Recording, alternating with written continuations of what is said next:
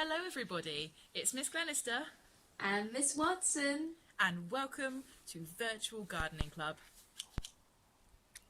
Along this flower bed here, I had a couple of weeks ago some lovely daffodils.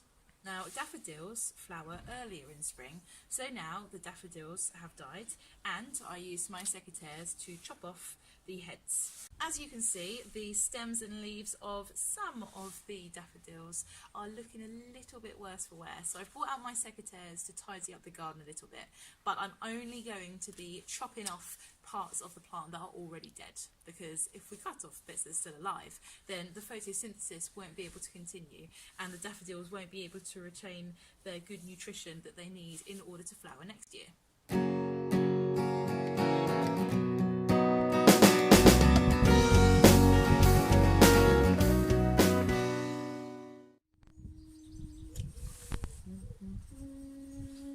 Mrs. Watson, Oh, hi, Miss Glenister. what are you doing? Aren't you ready for gardening club today? Yes, I'm ready for gardening club. Well, it's just that the weather's been quite wet this week, hasn't it? And not that much has changed in the garden, so I thought I'd get creative and practice my sketching skills. That's not such a bad idea. I like it. I've been taking advantage of the few minutes of sunshine that we've had out here today to do some gardening. But actually, it's a little bit colder than it was last week, and I don't really fancy spending that much time outside. I know. I'm going to go inside my house and find one of my plants to draw as well.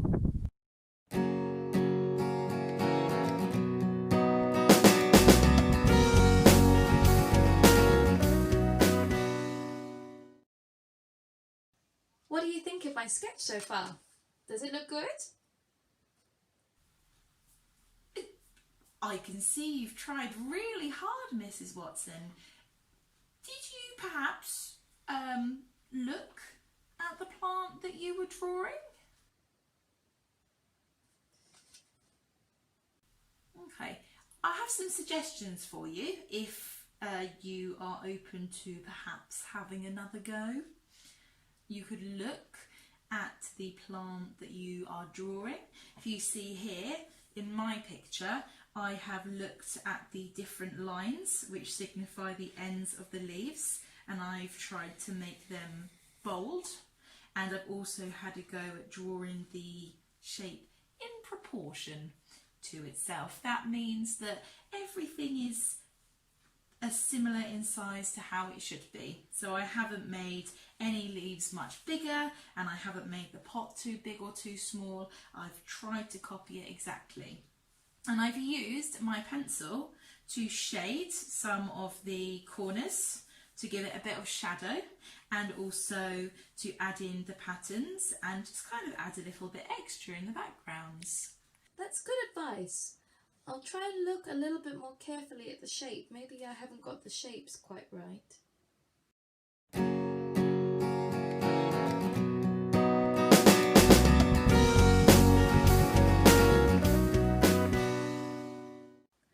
I followed your advice, Miss Glenister. I think there's still room for improving, but I'll keep trying.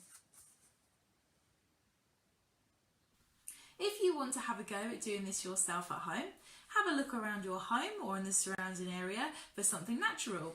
Get some paper and a pencil and have a go at drawing. This is where I keep my seedlings. I've got lots of different plants that I could show you here. These are some beans that I've planted, and they're really starting to grow. It's quite late actually. I could put them outside in one of my raised beds that I've made. This is the plant that I was sketching. It's a tomatillo plant, so it's from Mexico, and it grows green tomatoes that are really nice for making sauces with. And this is my coriander plant, and you can see the little coriander leaves here. They don't really have a smell yet. I'm waiting to find out. And this is my tomato plant. It's actually quite big now. I think it's almost ready to go outside, and if you smell the leaves, they smell absolutely amazing. I will start putting it outside soon, maybe just for a few hours at a time, so that it can get used to being outside and get used to the different temperature. This is called hardening off. So you put your plant when it's big enough and strong enough outside just for a little bit of time each day, and then you make it longer and longer until they get used to it.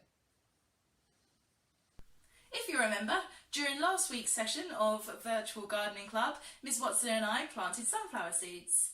I wonder, did you plant seeds of your own, and how are they getting on? Mine haven't started poking through yet. Miss Glenister, look at my seeds. They've really started to grow.